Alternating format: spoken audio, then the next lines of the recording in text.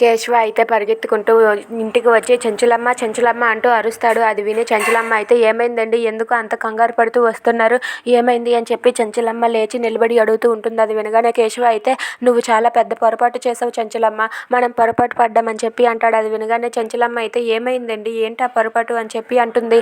దాంతో కేశవ ఇలా అంటూ ఉంటాడు, ఆ ఆదినారాయణ నీ మీద దాడి చేయడానికి రౌడీలు పంపిన విషయం నిజమే చెంచులమ్మ, నువ్వు అనవసరంగా సింధూరాకి శిక్ష వేశావు, నిజం తెలుసుకోకుండా శిక్ష వేసి సింధూరాన్ని బాధ పెట్టావు అని చెప్పి అంటూ ఉంటాడు. అది వినగానే చెంచలమ్మ అయితే ఒక్కసారిగా షాక్ అయ్యి అలా ఉండిపోతుంది. ఇంతలో అక్కడ ఉన్న విజయమ్మ ఆదినారాయణతో ఇలా అంటూ ఉంటుంది, ఏమైందండి అని చెప్పి అడుగుతుంది. దాంతో అక్కడ ఉన్న ఆదినారాయణ అయితే ఆ సింధూర గుడుల చుట్టూ తిరుగుతూ తను గొప్ప గొప్ప పుణ్యం తెచ్చుకుంటుంది, తను గుళ్ళు గోపురాలు అంటూ తిరుగుతూ ఉంది అని చెప్పి అంటూ ఉంటాడు.